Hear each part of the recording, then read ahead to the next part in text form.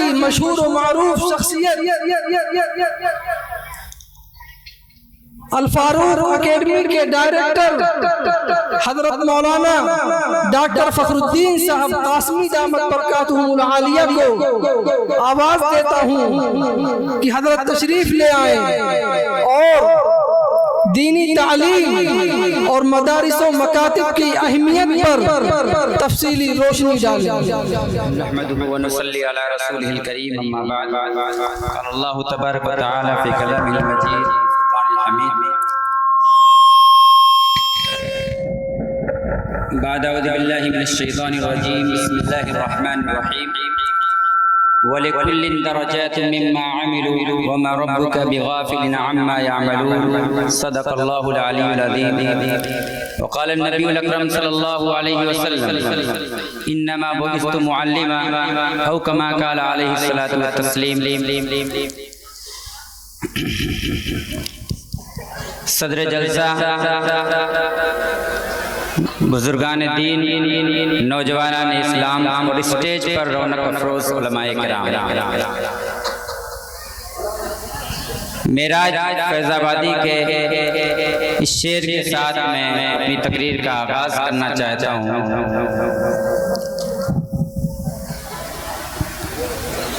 دور تک دارو رسن، دارو رسن، دارو رسن، دور تک دارو رسن، دارو رسن، دارو رسن، ایسے حالات میں جینے کا ہنر سیکھنا ہے۔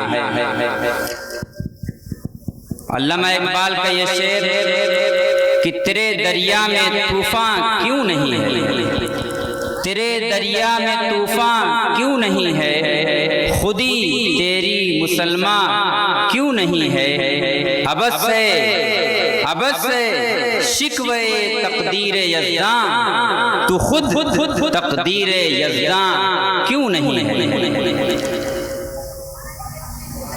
آج اکثر ہم حالات کا رونا روتے ہیں، اور یہ بات کہ آج اس امت کو اس ملک کے اندر یہ پرابلمز، یہ مسائل، یہ دقتیں پیش آ رہی ہیں، مجھے ان حالات پر کچھ نہیں بولنا ہے، کیونکہ آپ جیسی باشعور اور ذہین شخصیات یہاں پر موجود ہیں جو حالات کی ریڈنگ اچھی طریقے سے کرتے ہیں، اس لیے میں حالات پر کچھ نہیں کرنا چاہتا، اور میں اس لیے بھی حالات پر کچھ نہیں بولتا کیونکہ ہم ایک ایسے نبی کی امت ہیں جہاں پر حضور اکرم صلی اللہ علیہ وسلم کی پوری زندگی کے اندر حالات پہ رونے کا، حالات پہ ماتم کرنے کا، حالات کو کوسنے کا کوئی جملہ نہیں نظر آتا۔ حضور اکرم صلی اللہ علیہ وسلم یتیمی کی زندگی سے اٹھتے ہیں، نوجوانی میں بھی مسائل کا شکار رہتے ہیں، اور پوری زندگی ایک طرح سے جہد عمل سے گزرتی ہے، لیکن ایک بار بھی زبان رسالت سے شکوہ حالات کا نہیں ہوتا ہے۔ حضور اکرم صلی اللہ علیہ وسلم اس دنیا کے اندر تشریف اس لیے لے آئے تھے کہ وہ راستے بنائیں، وہ مسائل کا حل دکھائیں، وہ اس امت کو نہیں پوری دنیا کی تمام قوموں کے جو مسائل پیش آ سکتے ہیں ان مسائل کا حل، ان مسائل کا سلوشن پیش کرنے کے لیے حضور اکرم صلی اللہ علیہ وسلم تشریف لے آئے تھے۔ آج یہ امت جب یہ بات سنی جاتی ہے تو اکثر حالات کا رونا روتی ہے، یہ مسائل کا حل نہیں پیش کرتی بلکہ مسائل پیش کرتی ہے۔ مسائل پیش کرنے سے آپ کے مسائل حل نہیں ہوتے، مسائل کا حل پیش کرنے سے مسائل حل ہوتے ہیں۔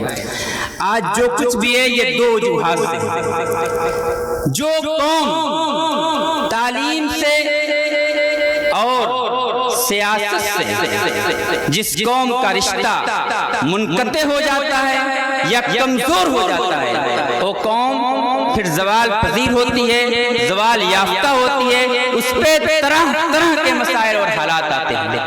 ہمارے ساتھ بھی کچھ ایسے ہی ہوا کہ ہم بیک وقت دونوں چیزوں میں پیچھے چلے گئے، ہم تعلیمی طور پر بھی پیچھے رہ گئے اور سیاسی طور پہ بھی جو گٹھ جوڑ کرنے کی ضرورت تھی، جو سیاسی طور پر مستحکم ہونے کی ضرورت تھی، اس میں بھی ہم نے پوری دانشمندی کا اور پوری بیدار مغزی کا इजहार नहीं किया और उसका एक तरह से हमने जो मौके हमें हासिल हुए थे हमने उन्हें जाने दिया।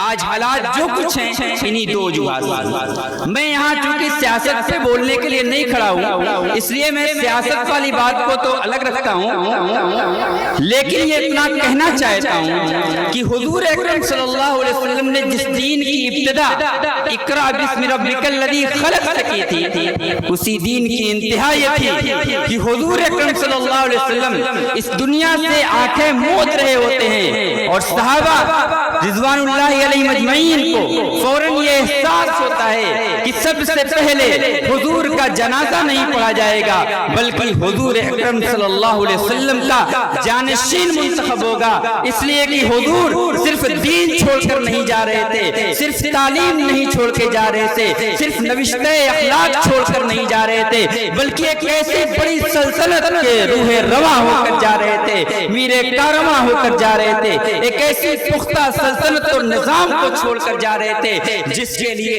एक मीरे कारवा का इंतखाब अज़बस था, जरूरी था, लाजिम था। सबसे पहले इसीलिए इस उम्मत ने उसका इंतखाब किया है और उसके बाद इस उम्मत का कारवा आगे बढ़े।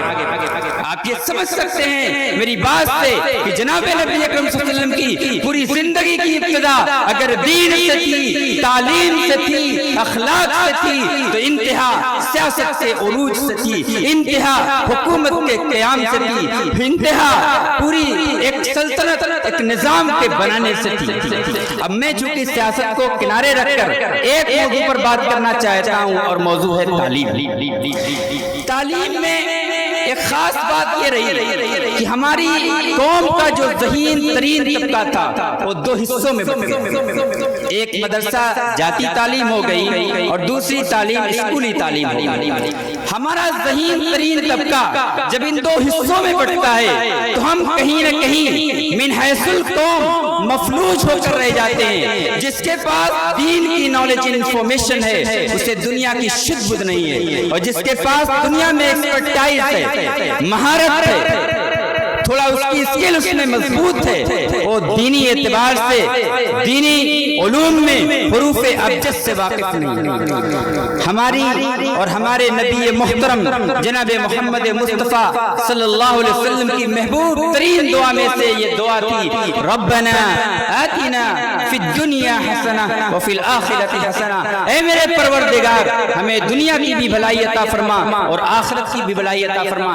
हमने कोई ऐसा निजाम सोचा कि दीन और दुनिया दोनों की भलाई हमारे साथ रहे। हम मुसलमान हैं जिनके दोनों हाथों में एक तरफ दीन होगा तो दूसरी तरफ दुनिया होगी। हम इसी दुनिया में भेजे गए हैं, इस दुनिया के मसाइल से किनारा कश नहीं हो सकते। हम इसी ऑक्सीजन को लेकर जिंदा रह सकते हैं। हमारे पास माइंड है, हमारे पास हार्ट है, दिल है, हमारे पास बॉडी है, हमारे पास साउल यानी रूह यानी आत्मा है। इन चारों को अगर आप देखेंगे इसमें दीन के भी हम मुहताज हैं, इसको ग़िज़ा देने के लिए हम दुनिया के भी मुहताज हैं। आप दीन से हटेंगे आपकी आत्मा सुकून के साथ नहीं रहेगी, आपके स्पिरिट को पीस नहीं मिलेगा, अमन नहीं मिलेगा, सुकून नहीं मिलेगा। आप दुनिया से कटेंगे, दुनिया के मसाइल आपको जकड़ते चले जाएंगे और हालात का रोना आप रोते रहेंगे। दुनिया से किनारे होकर दुनिया का मसाइल का हल आप नहीं पेश कर सकते। इस एतबार से मैं तमाम मकातिब के जिम्मेदारान को मुबारकबाद देना पेश करना चाहता हूँ कि मकतब हमारा तालीम का वो निजाम था जहाँ दीन और दुनिया एक साथ चला करते थे। जहाँ से निकलने वाला बच्चा, 5 से निकलने वाला बच्चा एक तरफ मदरसे में जा सकता था तो दूसरी तरफ अगर कॉलेजेस में जाना चाहता तो उसका आराम से एडमिशन मिल जाया करता था। हमने अगर ये निजाम जोड़ने वाला मकतब तो किया, लेकिन मकतब से आगे इंटर लेवल तक, हाई स्कूल लेवल तक, इंटरमीडिएट लेवल तक हमने इस निजाम को आगे नहीं बढ़ाया। दीन को अलग रखा, दुनिया को अलग रखा। नतीजा ये निकला कि हमारा ज़हीन तरीन तबका या तो इधर की इंफॉर्मेशन रखता है या इस तरफ रखता है, या दीन में माहिर है या दुनिया में माहिर है, दोनों में बेवकूफ। जिसकी जरूरत है उस दोनों में वो बेवकूफ लियाकत और सलाहियत और मतलूबा स्किल से वाकिफ नहीं। अब मैं थोड़ी सी और बात ये कहना चाहता हूँ कि हमारा तालीमी निज़ाम कैसे जो मफलूज हो चुका है, जो पैरालाइज हो चुका है, जिसमें वो जान और तवानाई नहीं है, वो जिंदगी और ताबिंदगी नहीं है, जिसे जरूरत है किसी कौम को उठाने के लिए। जब कौम कोई नीचे चली जाती है तो सिर्फ उसे दो रास्तों से उठाया जाता है। एक पर मैं बात करना नहीं चाहता, वो सियासत है जिसके जरिए से किसी कौम को फिर उस तक ले जाया जाता है, और दूसरा तालीम है जिसमें हर शख्स, अदना से अदना शख्स, आम से आम शख्स, अनपढ़ से अनपढ़ शख्स भी एक किरदार निभा सकता है, और वहां से अपने घर का, अपने खानदान का, अपनी नस्ल का, अपने कौम और मिल्लत के एक नई तकदीर लिखने का सबब बन सकता है। वो है तालीम। तालीम का जो हमारा सफर शुरू होता है, बच्चे की पैदाइश होती है, तालीम का सफर शुरू हो जाता है, और बच्चे का दिमाग जो ग्रोथ करता है, जिसको हम प्री फ्रंटल ब्रेन कहते हैं। प्री फ्रंटल दिमाग मतलब ये सामने की पेशानी वाला हिस्सा होता है, ये सबसे अकल वाला दिमाग होता है। जो कुछ हम रैशनल बातें करते हैं, दिमागी बातें करते हैं, अकली बातें करते हैं, ये सब के सब प्री फ्रंटल इलाके के अंदर होता है, और ये 24 साल की उम्र तक डेवलप होता है। 24 साल की उम्र तक डेवलप होता है। एक बच्चा कहाँ करके पैदा हो रहा होता है, हम ये समझते हैं कि एक बच्चा पैदा हो रहा है, लेकिन उसकी तालीम का, उसकी तरबियत का, उसके मिजाज का, उसके आदतों अतवार के बनने का जमाना शुरू हो चुका होता है। न गार्जियन इससे वाकिफ होते हैं, न पेरेंट्स इससे वाकिफ होते हैं, न घर के और लोग इससे वाकिफ होते हैं। वो एक आम सा बच्चा ट्रीट करते हैं उसको, और ये समझ रहे होते हैं ये एक बच्चा है जिसकी जरूरत ग़िज़ा की तो है, उसके ब्रेन की कोई जरूरत नहीं है, उसके हार्ट की कोई जरूरत नहीं है, उसके साउल और आत्मा की कोई जरूरत नहीं है। हम ये समझते हैं कि बच्चे की सिर्फ बॉडी की परवरिश होनी है। जब बच्चे की बॉडी की परवरिश की रियायत तो की जाएगी, उसके ब्रेन की परवरिश की रियायत नहीं की जाएगी तो क्या बनेगा? एक बच्चा बड़ा तो हो रहा होगा, उसकी परवरिश और पर्दाख्त जिस्मानी तो हो रही होगी, उसकी दिमागी, उसकी ज़हनी परवरिश कहीं न कहीं रुकी होगी, और ये बच्चा जितनी देरी से उसके ज़हन की, उसके दिमाग की, उसके ज़हानतों की परवरिश जितनी देर में शुरू होगी, उतना ही देर में तरक्की की सीढ़ियां तय करेगा। हमारी कौम घर से ही नीचे रह जाती है। हमारे बच्चे, हमारी नई नस्लें जिस तरह से ज़हानत उनकी पैदा होनी चाहिए वो नहीं हो पाती, क्योंकि हम उनकी बेसिक चीजों से वाकिफ नहीं। हम लच्छेदार तकरीरों को पसंद करते हैं, हमारे यहाँ लफ्जों से खेला जाता है, हमारे यहाँ जुमले पसंद किए जाते हैं, जुमलों में जान नहीं होती है, जुमलों के पीछे कोई मकसद नहीं होता है, जुमलों के पीछे कोई लाए अमल नहीं होता है, कोई पहले से उसके पीछे जज्बा कारफरमा नहीं होता है। ऐसे जुमले खोखले जुमले होते हैं। जब कौमों के पास कोई काम नहीं होता है तो अल्फाज होते हैं, तो जुमले होते हैं, बातें होती हैं, तकरीरें होती हैं, कोई मंसूबा नहीं होता। आज हमारे सामने गार्जियन हजरात हैं, उलमाए किराम हैं। मैं ये कहना चाहता हूँ कि खुदारा अपनी नस्लों पे ध्यान दीजिए। बच्चे को बच्चा मत समझिए, ये बच्चा नहीं है, ये अरबों की प्रॉपर्टी आपको दी गई है, ये आम बच्चा नहीं है। इन्हीं आम बच्चों के अंदर ऐसे ज़हीन अफराद होते हैं कि उनको आप आगे ले जाएं तो बहुत आगे जा सकते हैं। ये हावर्ड गार्डनर की थ्योरी है कि हमारा दिमाग कोई एक ज़हानत नहीं रखता, ये मल्टी इंटेलिजेंस रखता है। एक के एतबार से 9 जानते हैं, और बाज़ अक़वाल के एतबार से 12 तरह की जानते हैं। हम लोग झगड़े में पड़े हुए हैं कि दीन पढ़े कि दुनिया पढ़े। जिस बच्चे को दीन और दुनिया नहीं पढ़ाया गया उसका पूरा ब्रेन मैच्योर नहीं होता। मैं फिर से अपनी बात दोहरा रहा हूँ, आप बगौर सुने, और जिसको सवाल करना होगा कर ले। जिस बच्चे को दीन और दुनिया बचपन के साथ एक मैच्योर एज तक, जब मैं मैच्योर कहता हूं तो उसका मतलब यह है कि पैदाइश से लेकर 24 साल की उम्र तक अगर दीन और दुनिया एक साथ नहीं दिए गए तो उसका पूरा ब्रेन मैच्योर नहीं हो सकता, डेवलप नहीं हो सकता। हमारा ब्रेन जो काम करता है उसका अंदाज انداز الگ ہے، وہ انٹیلیجنس کی بنیاد پہ کام کرتا ہے، اس میں میتھمیٹیکل انٹیلیجنس کا باقاعدہ پارٹ ہے۔ آپ میتھمیٹکس نہیں پڑھائیں، اسے دنیا سمجھیں، اسے کنارے کر دیں، تو کیا اس بچے کا میتھمیٹکس والا دماغ ڈیولپ کرے گا؟ نہیں کرے گا۔ آپ ایک بچہ جوان ہو جائے، سوشیولوجی نہ پڑھے، سوشل سائنسز نہ پڑھے، یا اس کو سوشل سائنسز تجربے کے ذریعے سے نہ سکھائی جائیں، تو اس بچے کا جو سوشل برین ہے کیا وہ ڈیولپ ہو پائے گا؟ بالکل نہیں ڈیولپ ہوگا، کیونکہ سوشل برین کو غذا نہیں ملی۔ ایک بچے کو اخلاق کی تعلیم نہیں دی گئی، اسلامیات کی تعلیم نہیں دی گئی، تو اس کا جو برین مورل انٹیلیجنس کا ہے، اور مورل انٹیلیجنس والا برین ڈیولپ نہیں کر پائے گا۔ اگر یہ ڈیولپ نہیں ہوا تو یہ بچہ کیا مینٹلی میچور ہو پایا؟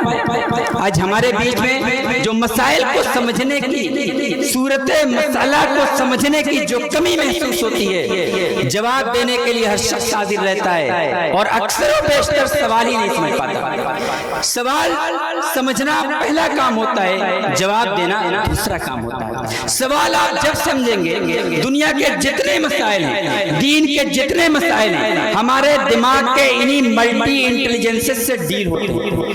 اس لیے ہمیں اس پر بہرکیف کوشش کرنے کی ضرورت ہے۔ آپ حضور اکرم صلی اللہ علیہ وسلم کی زندگی میں دیکھیں گے تو انبیاء کرام جو کام کرنے آتے تھے، اس میں ایک کام تزکیہ کا بتایا جاتا ہے۔ تزکیہ کیا چیز ہے؟ وَيُزَكِّيهِمْ کا لفظ آتا ہے کہ انبیاء صحابہ کرام کو یا اپنے ماننے والوں کا تزکیہ کیا۔ تزکیہ فکروں کا ہوتا ہے، تزکیہ عقائد کا ہوتا ہے، تزکیہ مزاج کا ہوتا ہے، تزکیہ عادت و اطوار کا ہوتا ہے، تزکیہ رویوں کا ہوتا ہے، تزکیہ اعمال کا ہوتا ہے، تزکیہ تہذیب کا ہوتا ہے۔ ہم جب تزکیے پہ بات کرتے ہیں تو ہمیں یہ سمجھ میں آتا ہے کہ کوئی عام دیکھیے انسان کے مزاج کئی طرح کے ہوتے ہیں۔ بعض انسان نرم مزاج ہوتا ہے، بعض انسان سخت مزاج ہوتا ہے۔ یہ خدا کی طرف سے یا بعض دفعہ پیرنٹس کی طرف سے کچھ چیزیں جاتی ہیں ڈی این اے میں، اور انسان ان دو حصوں میں بٹتا ہے، نرم مزاج اور سخت مزاج۔ اب اگر کسی نرم مزاج کو آپ بدلنا چاہیں، کنورٹ کرنا چاہیں اور سخت مزاج بنا دیں تو گڑبڑ ہو جائے گا۔ آپ ایک شخصیت کو بگاڑنے کا کردار نبھا رہے ہیں۔ کسی سخت مزاج آدمی کو ایک دم نرم کرنا چاہے تو یہ ممکن نہیں ہو پائے گا۔ حضور اکرم صلی اللہ علیہ وسلم نے کیا کیا؟ آپ کے پاس دو مثالیں ہیں، ایک حضرت ابوبکر صدیق رضی اللہ تعالیٰ عنہ اور دوسری حضرت عمر فاروق رضی اللہ تعالیٰ عنہ کی۔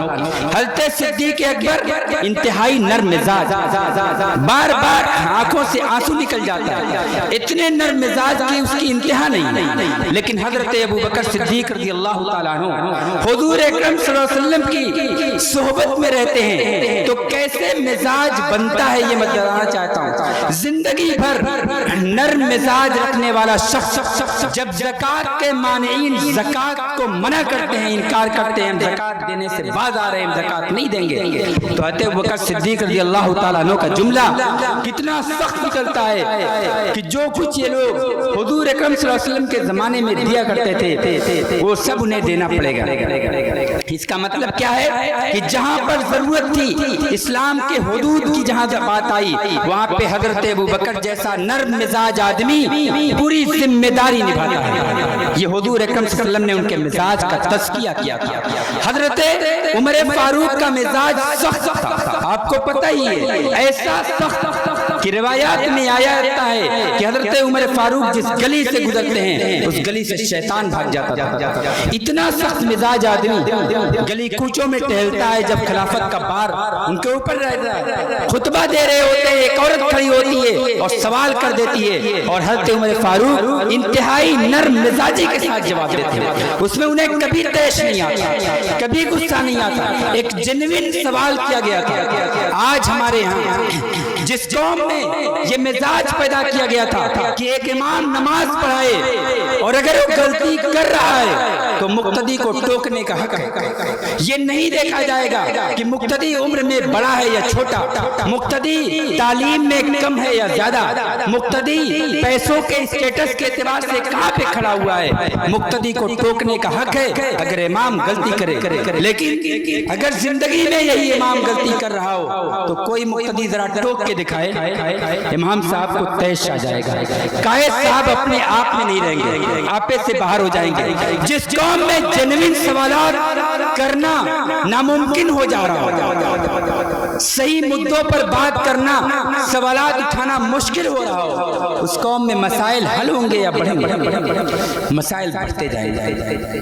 اس لیے میرے عزیز دوستوں بزرگوں, مجھے زیادہ وقت لینا نہیں چاہیے. میں صرف اتنا کہوں گا کہ اپنی نسلوں پر, اپنے بچوں پر, اپنے نونہالوں پر خاص توجہ دیجیے. اس کے دودھ پیتے زمانے سے آپ توجہ دیجیے اور 24 سالہ زمانے تک توجہ دیجیے, کیونکہ دماغ کا زیادہ بڑا حصہ ابتدائی عمر کے اندر ہوتا ہے, لیکن جو مین ریشنل حصہ ہے, جو عقل اور ذہانت والا حصہ ہے, یہ 24 سال تک ڈیولپ کرتا رہتا ہے. اور ایسے میں آپ بچے کے بیہیویئر کو بھی سمجھنا شروع کیجیے. شروع میں بچہ کیا ہوتا ہے, جذباتی ہوتا ہے, ہمیشہ ہر چیز کو جذباتی انداز سے لیتا ہے, کیونکہ اس کا ریشنل دماغ بعد میں ڈیولپ کرتا ہے. شروع کے زمانے میں ایسا نہیں ہوتا ہے. ہمارے پاس اپروچ کیا ہوتی ہے, ایک مثال سے میں سمجھانا چاہوں. ایک بچہ آپ کا مان لیے چھوٹا سا بچہ ہے, 6-7 سال 8 سال کی عمر کا ہے. وہ بچہ پیڑ پر چڑھنا چاہتا ہے. جیسے ہی پیڑ پر چڑھنا چاہے گا, ہم 3 طرح کا سلوک کر سکتے ہیں. ایک سلوک تو ہمارا یہ ہے کہ سیدھے منع کر دے, بیٹا پیڑ پہ چڑھنا نہیں, اور سختی سے منع کیا, بچہ اتر گیا, ہمت ہی نہیں جٹا پایا پیڑ پہ چڑھنے کی. دوسرا سلوک اور رویہ ہمارا یہ ہے کہ بیٹا پیڑ پہ چڑھو, اور ہم کیا ہو گئے, پیڑ کے قریب کھڑے ہو گئے کہ بائی دی وے اگر وہ بچہ چڑھنے میں کہیں لڑکھڑاتا ہے اور گرتا ہے تو ہم اسے سنبھال لیں گے. تیسرا رویہ کیا ہے کہ ہم دور سے دیکھ رہے ہیں کہ چڑھنے کو کہہ رہا ہے, جاؤ چڑھو, اور چڑھ کے جب گر جاتا ہے تو تیز سے ڈانٹتے ہیں اور سختی سے اس سے سرزنش کرتے ہیں. یہ تیسرا رویہ ہے. ہم آپ اپنے گریبان میں جھانک کر دیکھیں, ہم زیادہ تر پہلے اور تیسرے رویے پر عمل کر رہے ہوتے ہیں. یا تو صاف طور پر جب بچہ کوئی نئی چیز کرنا چاہتا ہے تو فوراً ہم یا تو صاف طور پر منع کر دیتے ہیں, بالکل حرام. ارے بھائی دین میں حرام انگلیوں کے پورے پہ گنے جا سکتے ہیں, ہر چیز حرام نہیں ہے. دین میں فرائض انگلیوں کے پورے پہ گنے جا سکتے ہیں, ہر چیز فرض نہیں ہے. بچہ ہے, بچپن میں نئی چیز ایکسپلور کرنا چاہتا ہے. خدا اس بچے کو 24 سالہ زندگی کے بعد جو عمر دے گا, اسے ایک رول ادا کرنا ہے. اس رول کو ادا کرنے سے پہلے اپنے آپ کو ایکسپلور کرنا ہے, نئی چیزوں میں انوالو ہونا ہے, شامل ہونا ہے. اگر یہ بچہ نئے ایکسپیریمنٹ نہیں کرے گا تو اس کا دماغ ڈیولپ نہیں ہوگا, اس کی صلاحیتیں ڈیولپ نہیں ہوگی. آپ اپنے بچے کو کبھی بھی کسی نئے کام کو کرنے کے وقت کبھی منع مت کریے. اگر آپ منع کر رہے ہیں تو بچے کو آپ مفلوج بنا رہے ہیں, پیرالائز بنا رہے ہیں, اس کی صلاحیتوں کو کمزور کر رہے ہیں. اور دوسرے کے بجائے تیسرا طریقہ بھی مت اپنائیے کہ بالکل چھوڑ دیجئے, اپنے سے کرے, اور پھر کیا ہے لڑکھڑا کے گر جائے اور آپ بعد میں اس پہ لعن و تان کریں. بلکہ آپ بیچ کا راستہ اپنائیے, اور بیچ کا راستہ یہ ہے کہ جب آپ کا بچہ کوئی کام کرنے کی شروعات کرے تو اس کام میں آپ اس کا حوصلہ بڑھائیں, اسے موٹیویٹ کریں, اس کے بغل میں کھڑے ہوں, اور یہ دیکھتے رہے کہ اگر کام میں کوئی غلطی ہو رہی ہے, کہیں سے کوئی گڑبڑی ہو رہی ہے, کہیں راہ سے بھٹک رہا ہے, تو آپ اسے سنبھالا دیں گے. اگر یہ شکل اپنا رہے ہیں تو انشاءاللہ یہ نسلیں وہ نسلیں آئیں گی جو باصلاحیت ہوں گی, یہ وہ نسلیں آئیں گی جو باشعور ہوں گی, یہ وہ نسلیں ہوں گی جو بافکر ہوں گی, یہ وہ نسلیں ہوں گی جو باحوصلہ ہوں گی, جنہیں یہ دیکھنے کی ضرورت نہیں ہوگی کہ لوگ کیا چاہتے ہیں, لوگ جدھر چاہیں گے میں چلوں گا. یہ اپنے دم پہ فیصلہ کریں گی, اپنے دم پہ راستے بنائیں گی, اور لوگ پیچھے آئیں گے اور پھر یہ قیادت کریں گی. آج ہمارے بیچ میں ایسے قائد کی کمی ہے جو پورے شعور کے ساتھ, پورے حوصلے کے ساتھ, پوری جرأت کے ساتھ, پوری بصیرت کے ساتھ اور پوری حکمت کے ساتھ آگے بڑھ رہا ہو, پھر قوم اس کے ساتھ. ہم تو خود یہ دیکھ رہے ہوتے ہیں, اللہ معاف فرمائے, کہ پیچھے قوم کیا چاہ رہی ہے, جیسا چاہتی ہے ویسے ہی ڈھولک ہم بجاتے ہیں. اگر یہ قائد کر رہا ہوگا تو ایسی قوم اور ایسے قائد کا حشر یہی ہوگا جو آج ہو رہا ہے۔ اس لیے ہم من حیث القوم اپنے گریبان میں جھانکیں۔ مجھے آپ کے فضائل بتانے میں اچھا لگتا، آپ کو بھی خوشی ہوتی، لیکن مجھے لگتا ہے کہ وہ دکھڑا بیان کرنے کی ضرورت ہے جس کا ہم شکار ہیں۔ میں مسائل میں بالکل نہیں جانتا، میں مسائل میں پڑھنا نہیں چاہتا، میرے نزدیک صرف سولوشن چاہیے۔ حل اگر کچھ ہے تو آئیے سامنے، حل نہیں ہے مسائل کا رونا مت روئیے، مسائل کو کنارے رکھ دیجئے، جو کچھ ہونا ہوگا ہو جائے گا۔ مسائل کے رونے سے مسائل کم نہیں ہوتے، مسائل کا حل ڈھونڈ نکالنے سے مسائل حل ہوتے ہیں۔ اور ہمیں اپنی نسلوں کو بہتر کرنا، کیونکہ آگے تمام جو ہمارے سامنے مسائل اور حالات آ رہے ہیں یہ ہماری نسلیں تبھی ڈیل کر پائیں گی جب دین اور دنیا دونوں میں یہ بات شعور ہوگی، دونوں میں با صلاحیت ہوں گی، با حوصلہ ہوں گی، تو انشاءاللہ یہ اپنے مسئلے خود سے حل کریں گی۔ ایک شعر کے ساتھ میں اپنی بات کو ختم کرنا چاہتا ہوں۔ اقبال سہیل کا یہ شعر ہے اور مجھے بہت پسند ہے۔ جوانوں یہ صدائیں آ رہی ہیں آبشاروں سے، جوانوں یہ صدائیں آ رہی ہیں آبشاروں سے، چٹانیں چور ہو جائیں جو ہو عزم سفر پیدا، وہ شبنم کا سکون ہو یا کہ پروانے کی بیتابی، اگر اڑنے کی دھن ہوگی تو ہوں گے بالوں پر پیدا۔ سبحان اللہ۔